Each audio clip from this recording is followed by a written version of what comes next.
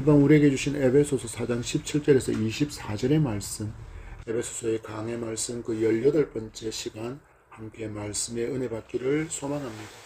우리는 지난 시간에 성도가 교회로 살아가기 위해서는 믿음의 성장이라는 것이 있어야 하고, 이것은 하나님의 기대로 한 사람만의 성장이 아니라 모든 성도가 성장을 위해서 최선의 삶을 살아야 한다라는 것을 바울이 에베소 성도들에게 보낸 편지를 통해서 깨달아 알 수 있었습니다.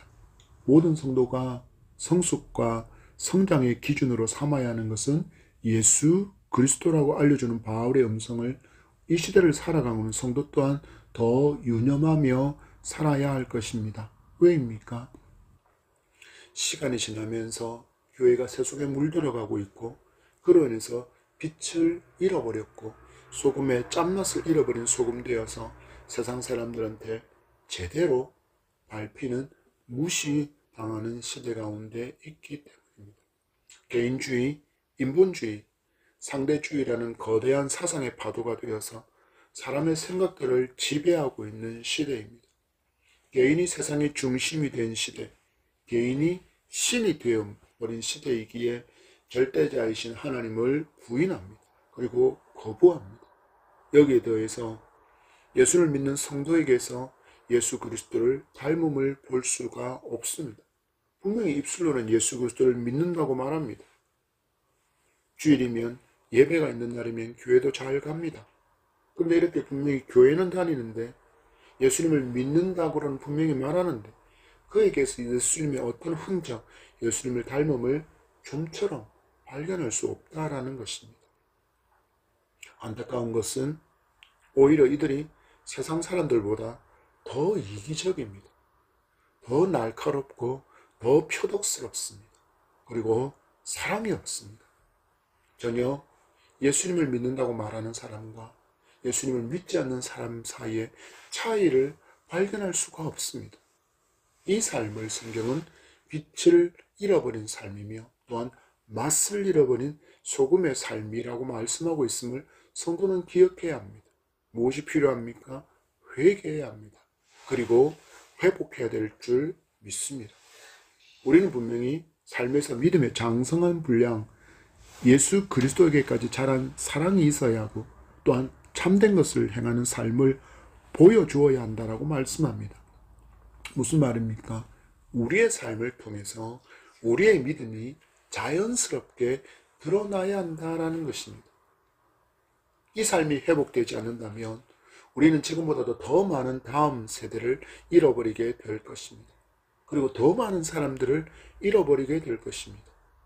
더 중요한 것은 잃어버린 이들이 나의 가려진 빛과 잃어버린 소금의 짠맛으로 인해서 예수 그리스도를 떠나간다면 그 핏값을 나에게서 찾을 것이라는 엄중한 하나님의 경고가 있다는 것을 성도는 반드시 기억해야 합니다. 에스겔서 3장 17절과 19절의 말씀 읽어드립니다. 인자야, 내가 너를 이스라엘 족속의 파수꾼으로 세웠으니 너는 내 입의 말을 듣고 나를 배신하여 그들을 깨우치라.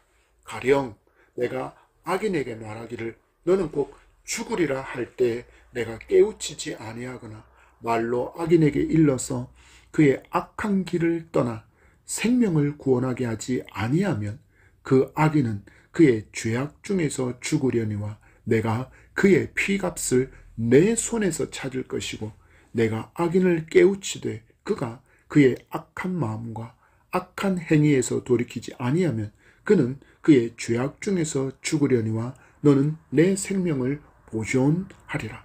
아멘. 너무나 두렵고 떨리는 말씀이지 않습니까?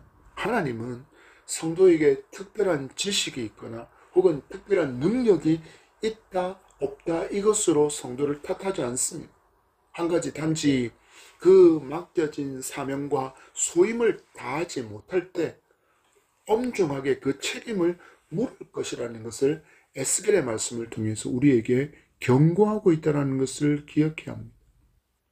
우리가 예수님을 알지 못했을 때 우리는 무지함으로 인해서 그것을 모르는 예수님을 알지 못하고 예수님을 알지 못하는 그 무지함으로 인해서 나를 향한 하나님의 뜻과 계획을 알 수 없었습니다. 그러나 이제는 말씀을 통해서 알게 되었다라는 것입니다. 그래서 우리에게는 하나님의 말씀을 순종해야 할, 그리고 하나님께서 맡겨주신 사명을 뜨겁게 열정적으로 감당해야 할 책임이 있다는 것을 기억하는 성도로 살아야 합니다. 바울은 에베소 성도에게 성도로서의 그 책임을 지금 일깨워주고 있고, 또한 성도다운 새 사람으로 살아갈 수 있는 길을 알려주는 말씀이 오늘 본문입니다. 우린 주신 말씀을 통해서 교훈받고 우리에게서도 놀라운 회복과 변화가 있기를 축복합니다. 예수님께서 이 땅에 메시아로 강림하신 지 2000년의 시간이 흘렀고, 그 후 수많은 성도가 은혜로 아버지의 자녀로 부름을 받아서 그 시대마다 사명을 감당하며 복음의 씨앗을 심었습니다. 그리고 그 열매가 무엇입니까? 바로 우리입니다. 바로 우리입니다. 우리의 선조들이 피와 눈물로 뿌려놓은 그 복음의 씨앗이 열매 맺은 사람이 바로 우리라는 것입니다. 여러분, 예루살렘에서 시작된 복음이 소아시아로 건너갑니다. 유럽으로 건너갑니다. 그리고 저기 미국으로 건너갑니다. 그리고 수많은 나라들로, 그리고 한국으로 흘러오는 과정에 많은 순교의 피와 눈물이 있었다는 것을 성도는 잊지 말아야 합니다. 이 순교와 이 피와 눈물 위에 한국 교회가 세워졌고, 우리도 순교의 땅에 세워진 교회를 세워가고, 또한 진리를 수호하고 계승하며 전승해야 할 막중한 사명이 성도에게 맡겨져 있다라는 것을 잊지 말아야 한다는 것입니다. 바라고 원하기는 우리가 이 사명을 잘 감당하다가 주님 앞에 서는 날에 잘했다, 착하고 충성된 종이라고 그렇게 칭찬받기 위해서라도 오늘을 성도답게 사명자로 살아갈 수 있는 그런 우리가 되기를 소망합니다. 바울은 우리에게 권면합니다. 오늘 주신 바울의 권면에 따르면 이와 같은 믿음의 삶을 살아가기 위해서는 썩어져가는 구습을 벗고 의와 진리의 거룩함으로 새 사람을 입으며 살아야 한다라고 말씀합니다. 바울은 은혜로 구원받은 에베소 성도에게 이렇게 말씀합니다. 17절입니다. 시작. 그러므로 내가 이것을 말하며 주 안에서 증언하노니 이제부터 너희는 이방인이 그 마음에 허망한 것으로 행하같이 행하지 말라. 아멘. 바울은 분명히 1장의 말씀을 시작하면서 성도에게 이렇게 권면하고 있습니다. 너희가 부르심을 받은 일에 합당하게 행하라. 4장의 처음은 그렇게 선언합니다. 너희가 부르심을 받은 일에 합당하게 행하라.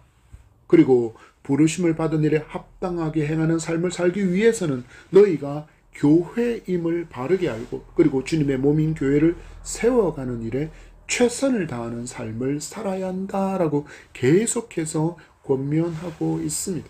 이제는 너희가 주님의 몸인 교회로 부름을 받았으니 어떤 태도로 살아가야 하는지에 대해서 지금 우리에게 에베소 성도에게 알려주고 있습니다. 그것이 무엇입니까? 내가 이것을 말하며 주 안에서 증언한다. 이게 무슨 말일까요? 주님께서 위로부터 주신 그 권세, 바로 바울을 사도로 세워주신 분이 예수 그리스도이시니 그 권세를 주님께로부터 위임받아서 그 위임받은 자로 그 권세를 가지고 지금 뭐 한다라는 말씀인가요? 하나님의 말씀을 증언하고 있다라고 바울이 이야기합니다. 곧 바울 자신이 말하는 것이 주님의 뜻이라는 것을 알려주며 권면하고 있습니다. 무엇입니까? 이제부터 너희는 이방인이 그 마음에 허망한 것으로 행한같이 행하지 말라라고 권면합니다. 우리는 여기서 조금 고민 있게 말씀을 봐야 됩니다. 유대인인 바울의 시선으로 볼 때 에베소 사람들은 유대인입니까? 이방인입니까? 이방인. 분명히 이방인입니다. 그런데 그들을 향해서 말하기를 너희는 이방인이 그 마음에 허망한 것으로 행한같이 행하지 말라라고 마치 에베소 성도가 이방인에 해당되지 않는 것처럼 말하고 있습니다. 분명히 혈통적으로 볼 때 국가적으로 볼 때 에베소 성도는 이방인이지만 그들이 예수 그리스도를 구주로 영접함으로 말미암아 영적인 가족, 형제 자매가 되어서 이제는 주 예수 그리스도 안에서 하나가 되었다라는 것을 알려주고 있는 것입니다. 너희들이 예수님을 믿기 전에는 이런 신분, 곧 이방인이었을지 몰라도 이제는 더 이상은 아니다라는 것입니다. 그래서 무엇을 강조하고 있습니까? 이제는 그 마음에 허망한 것으로 행하지 말라라고 권면합니다. 하나님을 알지 못하는 사람의 마음의 상태가 바울은 허망이다라고 말씀하고 있습니다. 하나님을 알지 못하여서 하나님을 거역하는 삶을 살았고 어둠의 일을 즐거워하며 살던 그 모든 날에 꿈꾸었던 것들이 허망이라는 것입니다.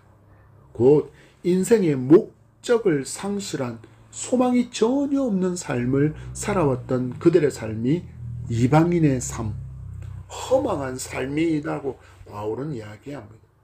바울은 하나님을 모르는 이방인들의 삶에 대해서 로마서 1장에서도 분명히 이렇게 이야기하고 있습니다. 로마서 1장 21절에서 23절의 말씀입니다. 읽어드립니다. 하나님을 알되 하나님을 영화롭게도 아니하며 감사하지도 아니하고 오히려 그 생각이 허망하여지며 미련한 마음이 어두워졌나니 스스로 지혜 있다 하나 어리석게 되어 썩어지지 아니하는 하나님의 영광을 썩어질 사람과 새와 짐승과 기어다니는 동물 모양의 우상으로 바꾸었느니라. 아멘. 이방인들은 하나님을 제대로 알지 못하여서 하나님께 마땅히 돌려야 될 그 영광과 감사를 돌리지 않는 사람이라고 이야기합니다. 그들은 하나님을 알지 못함으로 말미암아 목적도 없는 소망도 없는 인생을 살아가면서 어둠의 일을 행하며 살고 있고, 그리고 그들이 하나님이라고 부르는 것이 성경의 하나님이 아니라 새와 짐승과 그리고 기어다니는 동물의 우상이었다라고 말하고 있습니다. 바울은 뭐라고 이야기합니까? 이와 같은 것들을 행하는 삶이 허망한 인생이라고 이야기합니다. 예수님을 모르고 예수님을 믿지 않을 때는 허망한 인생을 살던 너희이지만 이제 예수님을 믿고 주 안에 사는 성도가 되었기에 이제는 옛사람이 살았던 그런 허망한 것을 구하며 살면 안 된다라는 것입니다. 여러분, 성도의 삶도 허망한 것을 구하는 인생이 되면 안 됩니다. 유혹의 욕심을 따라서 썩어질 구습을 구하는 옛사람을 벗어버려야 한다라는 것입니다. 유혹의 욕심을 따라서 먹고 마시고 즐기던 옛사람의 썩어질 그 구역질 나는 것들을 추억하면서 그때가 좋았는데 하지 말라라는 것입니다. 성경은 분명히 쟁기를 손에 잡고 뒤돌아보는 자는 하나님의 나라에 합당하지 않다라고 말씀합니다.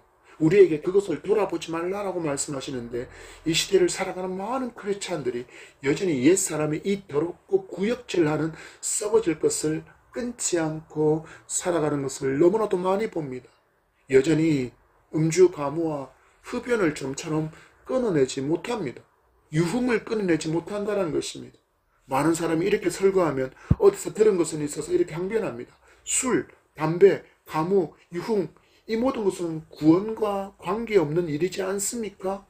그러면 이 모든 것 크리스찬이지만 할 수 있지 않습니까? 라고 그들은 항변합니다. 맞습니다. 술, 담배, 가무, 유흥을 즐긴다고 구원을 받지 못한다고 말할 수 없습니다.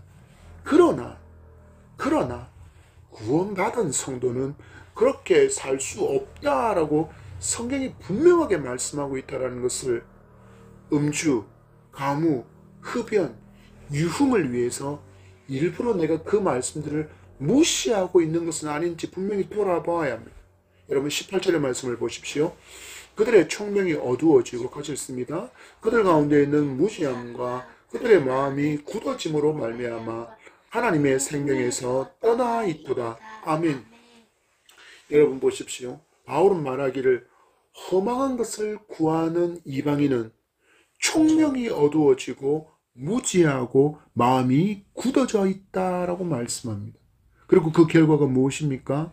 하나님의 생명에서 떠나 있는 상태라고 진단하고 있습니다. 여러분, 허망한 것을 구하는 이방인과 달리 성도는 그러면 어떤 사람입니까? 바울은 이야기합니다. 20절과 21절을 보십시오. 시작.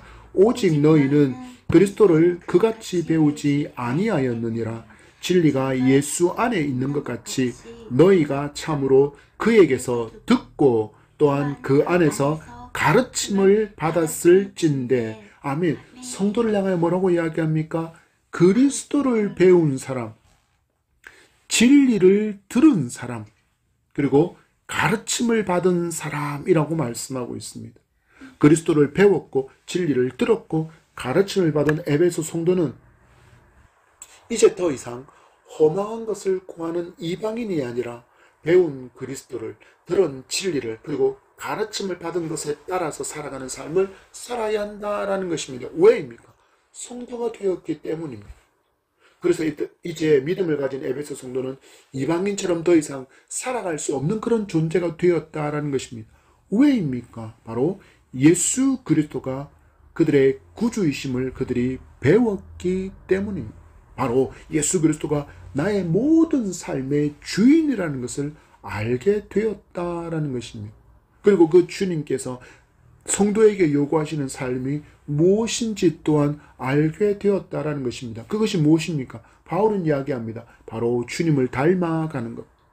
우리의 믿음의 장성한 분량이 그리스도에게까지 이르는 것. 그것은 곧 예수 그리스도를 닮음을 이야기합니다. 다른 말로는 거룩한 주의 신부로 살아가는 삶입니다.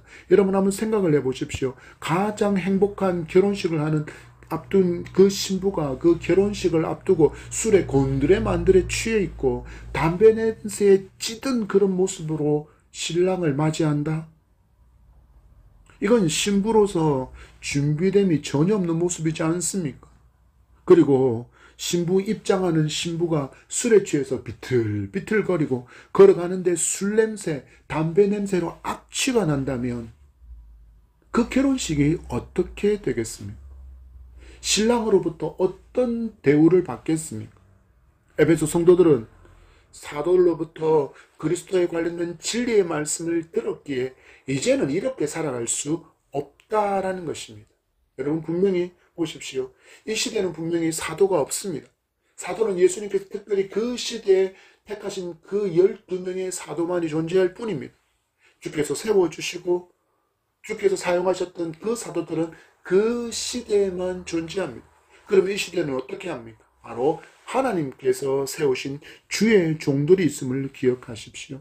그래서 주의 종들을 통해서 선포되는 말씀을 받을 때 그리스도께서 주의 종들을 통해서 그 입을 통하여서 내게 진리의 말씀을 전하고 있기에 성도는 지금 진리를 듣고 있는 사람이 되었다는 것을 분명히 기억해야 합니다.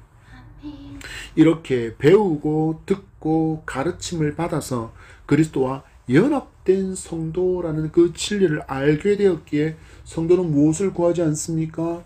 허망한 것을 구하지 않습니다. 허망한 것을 구하며 살아갈 수 없습니다.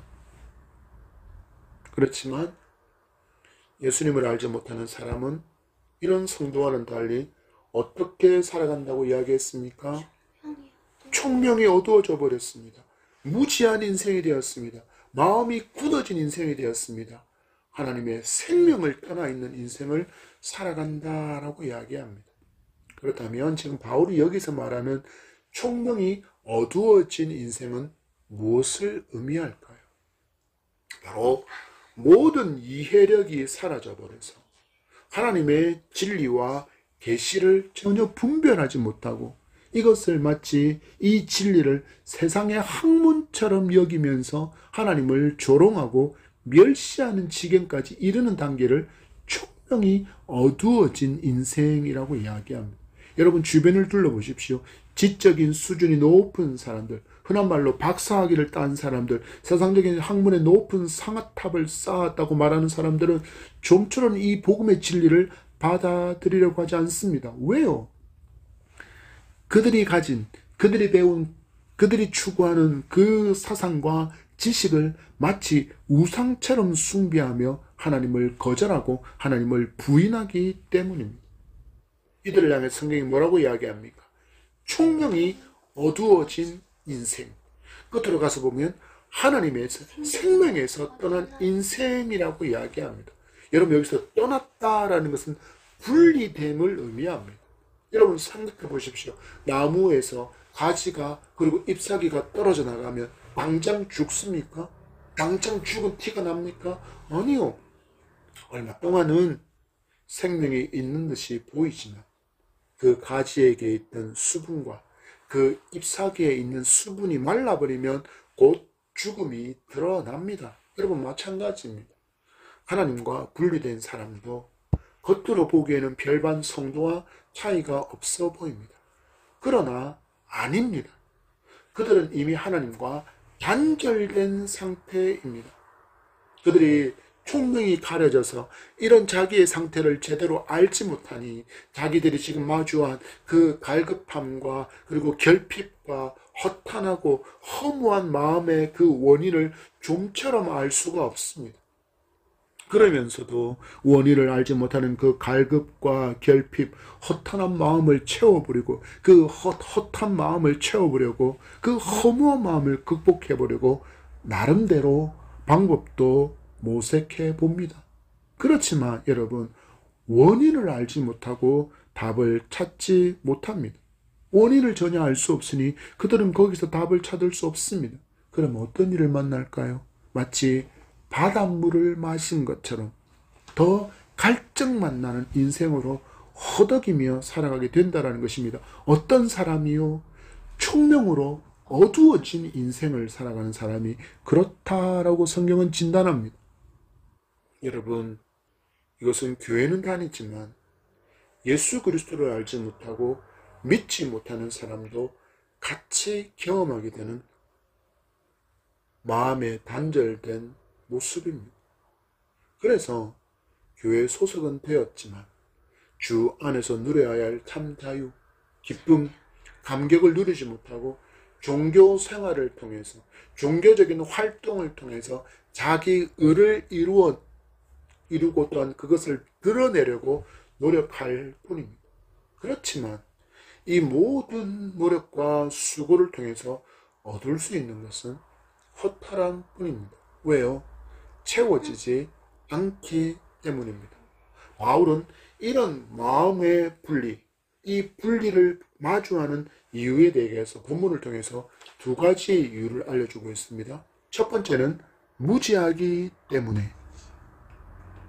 18절에 보십시오. 그 가운데 있는 무지함과 저희 가운데 있는 그 무지함 때문에 그들은 총명이 어두워진 삶을 살아간다는 것입니다. 여러분, 하나님을 아는 방법은 하나입니다. 바로 계시로 열어주신 성경을 통해서만 사람은 하나님을 알 수 있습니다. 하나님께서 당신을 말씀으로 계시해 주지 않았다면 성도도 마치 우상 숭배하는 사람들처럼 여전히 하나님을 더듬더듬 거리면서 찾아 헤매고 있을 것입니다. 이렇게 총명을 잃어버려서 분리 가운데 살아가는 사람은 이 하나님의 말씀도 거부합니다. 무슨 하나님의 말씀이냐? 아니야. 누군가가 적어낸 소설 같은 책에 불과해. 수많은 신화와 수많은 미신이 그 가운데 가득하잖아. 너무 역사적이지 않은 것이라서 어떤 것은 성경이라고 말할 수도 없어 라고 하는 그 수많은 사람들이 하나님 말씀 거부합니다. 그리고 아직 하나님의 말씀을 듣지 못해서 말씀을 알지 못하는 그 무지로 인하여서 여전히 하나님과 분리된 인생이 있다는 것을 성도 또한 기억해야 합니다. 여러분, 왜 주님의 몸된 교회로서 우리는 교회의 통일과 순결을 지키며 살아가야 합니다. 교회를 통해서 복음이 흘러가기 때문입니다. 그리고 이 통일과 순결을 이루는 교회는 힘이 있기 때문입니다. 그래서 이 무지를 바라볼 때 우리는 그들의 무지함을 탓할 것이 아니라 그들이 무지하여 주님을 알지 못하고 있음을 애달파하며 또한 긍휼히 여기며 그들에게로 나아가 복음을 외쳐야 할 것입니다. 두 번째, 그들이 왜 총명을 잃어버렸습니까? 그들의 마음이 굳어진 상태라고 말씀하고 있기 때문입니다. 여러분, 마치 예수님께서 옥토 비유에, 좋은 땅 비유에 등장하는 길바닥과 같은 마음이라는 것입니다. 하나님의 말씀의 씨앗이 떨어졌지만 그 단단해진 땅에는 씨가 싹 틔우지 못합니다. 그러니 뿌리 내릴 수도 없습니다. 그래서 누가 주워갑니까? 새가 먹어버렸다라고 이야기합니다. 여러분, 이런 사람에게는 당연한 듯이 하나님의 말씀이 가슴에 닿지 않으니 어떤 기쁨도, 어떤 감격도, 그리고 그 씨가 뿌리 내리고 자라나는 그 살아남과 성장이 있을 리가 만무합니다. 이런 분리와 단절의 궁극적인 원인은 죄에 있음을 성도는 분명히 기억해야 합니다. 아담이 불순종한 결과로 마주한 죽음이 무엇이었습니까? 하나님과의 단절이었기 때문입니다. 그것을 죽음이라고 성경은 부릅니다. 이 죄의 문제를 은혜로 성도는 해결받았지만 여전히 우리 속에 있는 남아있는 죄성은 우리를 하여금 자꾸 과거의 그 추악하고 더러운 것들을, 그 썩어질 냄새나는 더러운 것들을 마치 아름다운 것이냐 향기로운 것이냐 추억하게 만들려는 그 마음들이 우리 속에서 끊임없이 일어납니다. 그래서 어찌해야 합니까? 성도는 매일의 삶에서 하늘의 만나인 성경을 먹어야 하고 우리의 영적인 호흡이 끊어지지 않도록 기도해야 하며 또한 성령의 생수로 늘 채워져야 하는 것입니다.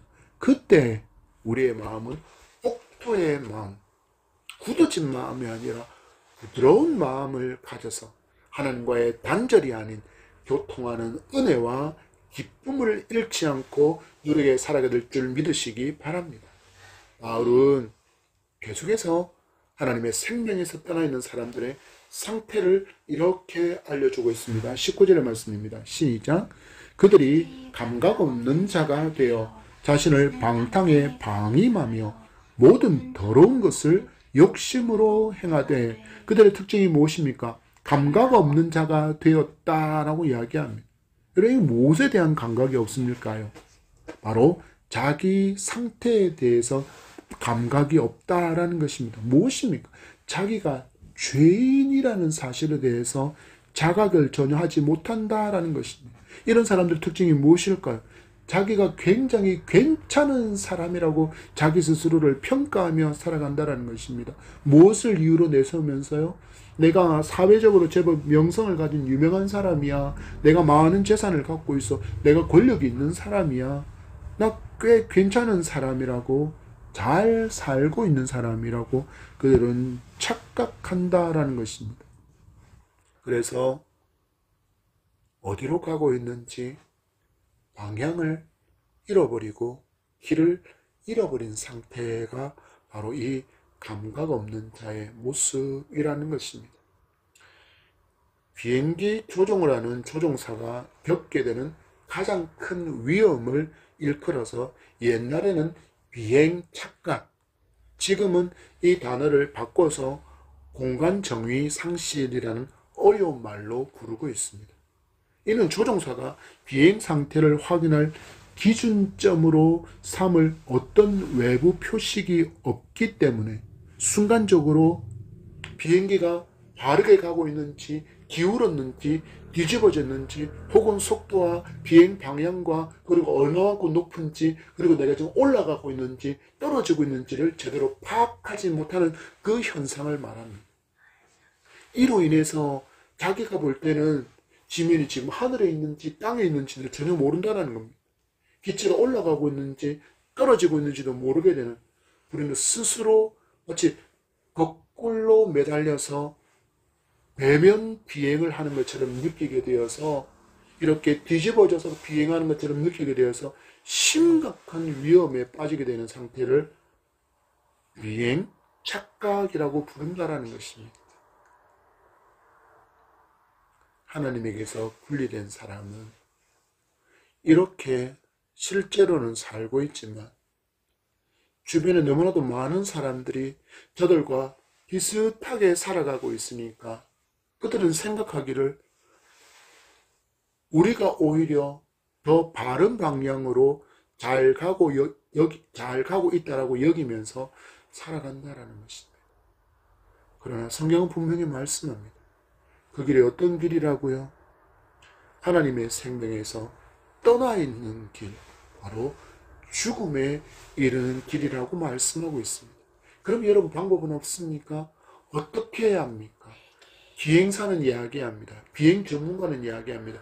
자기의 눈, 자기가 보는 것, 자기의 감각, 자기의 느낌이 아니라 비행기 앞에 있는 그 계기판에 있는 고도계와 항법 표시기를 주목하는 길만이 바르게 갈 수 있는 길을 찾는 길이다라고 이야기합니다. 여러분, 그렇다면 인간에게 있어서, 죄된 인간에게 있어서 이 고도계와 항법 표시기가 무엇일까요? 바로 하나님의 말씀인 성경입니다. 그래서 다윗은 이렇게 노래합니다. 시편 119편 105절 말씀에 주의 말씀은 내 발의 등이요 내 길의 빛이니이다. 아멘. 무엇을 말합니까? 하나님의 말씀을 가진 사람은 방향을 잃지 않습니다. 길을 잃지 않습니다. 내 발의 등이 되고 내 길의 빛이 되시는 말씀이 우리에게 있기 때문입니다. 그래서 하나님의 말씀을 가진 사람은, 하나님의 말씀을 믿는 사람은 목적이 분명한 인생을 살아갈 수 있고 가장 가치 있는 인생을 살아갈 수 있게 되는 것입니다. 혹시 감각을 잃어버린 성도가 있습니까? 그렇다면 다시 복음 안으로 말씀을 가까이 하며 회복하게 되기를 축복합니다. 바울은 이렇게 감각이 없는 사람은 자신을 방탕에 방임하여 모든 더러운 것을 욕심으로 행하게 된다라고 말하고 있습니다. 방탕한 인생을 살도록 자기를 내던져둔다라는 의미입니다. 하나님께 대한 감각도 죄에 대한 감각도 없이 자기가 주인인 인생을 살아간다라는 것입니다. 여러분, 이스라엘 백성이 하나님을 떠났을 때 어떤 삶을 살았는지 사사기가 이렇게 알려주고 있습니다. 사사기 21장 25절 말씀에 그때 이스라엘에 왕이 없으므로 사람이 각기 자기의 소견에 옳은 대로 행하였더라. 이게 무슨 말이냐고요? 내 마음에 결정하는 것, 내 생각, 내 말, 내 행동이 모두 옳다라고 여겼다라는 것입니다. 무슨 말을 하든지, 무슨 결정을 하든지, 무슨 행동을 하든지, 무슨 생각을 하든지 이건 다 옳다라고 그들이 여겼다라는 것입니다. 그래서 그들은 어떻게 합니까? 왕이신 하나님께서 정해두신 모든 창조의 질서를 거부하는 방탕한 인생을 살아갑니다. 허망을 구하며 살았다라는 것입니다. 여러분, 이 시대를 보십시오. 이전보다 훨씬 더 타락한 모습을 보여주고 있지 않습니까? 동성애자들이 넘쳐납니다. 트랜스젠더 곧 성전환을 해서 남자가 여자로, 여자가 남자로 살아갑니다. 이제는 아이들에게도 성은 남자와 여자만 있는 것이 아니라 인간 스스로 그 성을 선택할 수 있다라고 말합니다. 성에 대해서도 얼마나 관대한지 혼전순결이라는 말은 혼전임신으로 대체되었습니다. 그리고 동거는 보편화된 것처럼 방송에서 유명인들과 그리고 유튜버들은 끊임없이 그들의 삶에서 동거하는 모습을 보여주고 있습니다. 너무나도 당연하다라는 것입니다. 우리가 사랑하니까, 우리가 사랑하는 사이니까, 우리가 연인이니까 이것은 괜찮다, 당연하다라고 여기게끔 그들이 만들고 있습니다. 그 뒤에 누가 있습니까? 마귀가 있음을 성도는 기억해야 합니다. 오늘 말씀 이 모든 것을 어떻게 정의하고 있습니까? 모든 더러운 것을 욕심으로 행하고 있다라고 이야기합니다. 인간의 정욕을 따르는 더러운 것이라고 말하고 있습니다. 왜 더러운 것입니까? 하나님께서 정하신 창조의 질서를 벗어났기 때문에 더러운 것이라고 이야기합니다.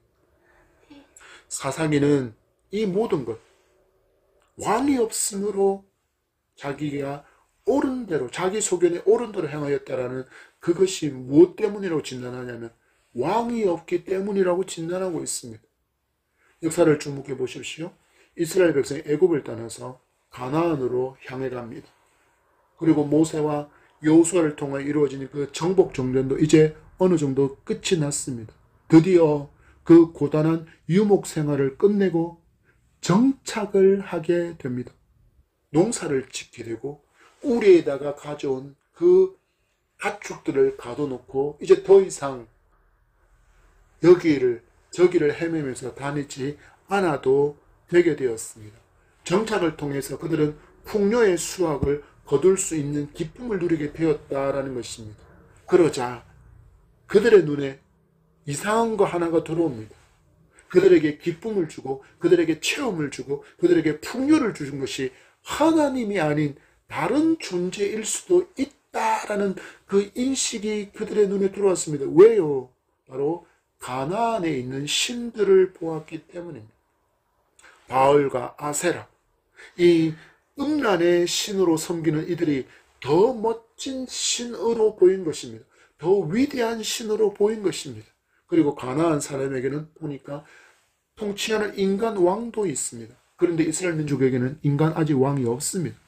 이 모든 것을 보게 된 이스라엘이 말합니다. 우리에게는 왕이 없네? 여러분 정말입니까? 아니요. 그들에게는 가장 완전하고 가장 완벽한 왕이신 하나님이 계셨습니다. 그럼에도 그들은 하나님께서 주신 율법을 따르는 게 더 이상 내키지 않습니다. 가나안의 신은 음란해도 괜찮고 더 많은 자유를 주는 것 같습니다. 그래서 그들은 하나님을 버리고 가나안의 바알과 아세라를 숭배하며 자기를 합리화합니다. 우리에겐 왕이 없으니 내 마음대로 할 수 있다. 여러분, 지금 시대의 사람들이 이렇게 행동합니다. 지금 시대의 사람들이 이렇게 말합니다. 하나님을 거부합니다. 포스트 모더니즘의 편성에서는 절대적인 진리와 절대적인 가치가 없고 절대자는 없다. 단지 상대적인 가치만 있다. 그래서 내가 신이고 내가 왕이고 내가 법이다 라고 말하면서 자신의 모든 행동을 정당화하고 정욕에 이끌린 더러운 것들도 스스럼 없이 행하고 있습니다. 하나님이 왕이 아니라고 말하며 타락했던 그 사사기의 모습이 이 시대에 똑같이 펼쳐지고 있는 것입니다. 누가 여기에 살고 있었습니까? 바로 에베소 성도들이 살던 그 문화가 바로 이런 문화였습니다. 이런 문화 가운데 살던 에베소 성도들에게 바울이 권면합니다. 22절과 24절까지입니다. 시작. 너희는 유혹의 욕심을 따라 썩어져가는 구습을 따르는 옛사람을 벗어버리고 오직 너희의 심령이 새롭게 되어 하나님을 따라 의와 진리의 거룩함으로 지으심을 받은 새 사람을 입어라. 아멘. 너희들은 더 이상 그 더러운 것들을 추구하며 살면 안 된다. 뭐라고 이야기합니까? 유혹의 욕심을 따라 썩어져가는 구습을 따르는 옛사람을 어떻게 하라고요? 벗어버리라고 이야기합니다. 벗으라고 이야기합니다. 예수님을 믿기 전에 유혹의 욕심에 따라 행했던 그 모든 일들이 너희를 죽게 만드는 일이고 너희들을 썩고 문드러지게 만들어버리는 일이니 그것을 벗어버리라. 그 모든 것을 던져버리라고 이야기합니다. 여러분, 내게 너무 멋진 새 옷이 있는데 얼룩덜룩 떨어지고 해지고 더러운 때가 묻은 옷을 입고 있으면 그것이 맞는 일입니까? 아닙니다. 마땅히 그 심령이 새롭게 된 성도답게 성도는 새로운 옷을 입어야 합니다. 그 삶에 맞는, 그 옷에 맞는 하나님을 따르는 삶, 의와 진리의 거룩함으로 새 사람을 입은 새로운 피조물로 살아야 한다라는 것입니다. 그래서 바울이 에베소 성도에게 말합니다. 너희는 이제 신분이 바뀌었다. 너희는 이방인에서 하나님의 권속이 되었고 주님의 몸인 교회의 지체가 되어서 교회의 통일과 순결을 지키는 성도가 되었다라고 말합니다. 그래서 어떻게 살아야 한다고요? 하나님을 따르는 삶인 의와 진리의 거룩함으로 새 사람을 입은 자로서의 삶을 살아가야 한다는 것입니다. 무엇입니까? 하나님의 말씀의 법에 따라서 살아가는 새로운 피조물다운 교회로 살아가야 한다라고 말씀하고 있습니다. 여러분이 주신 교훈의 말씀처럼 은혜 받아서 구원받은 성도는 이제 성도다운 삶, 거룩함으로 새 사람을 입은 모습으로 살아가야 합니다. 무엇이기 때문에요?